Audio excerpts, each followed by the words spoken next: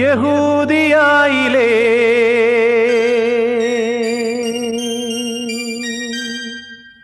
ഒരു ഗ്രാമത്തിൽ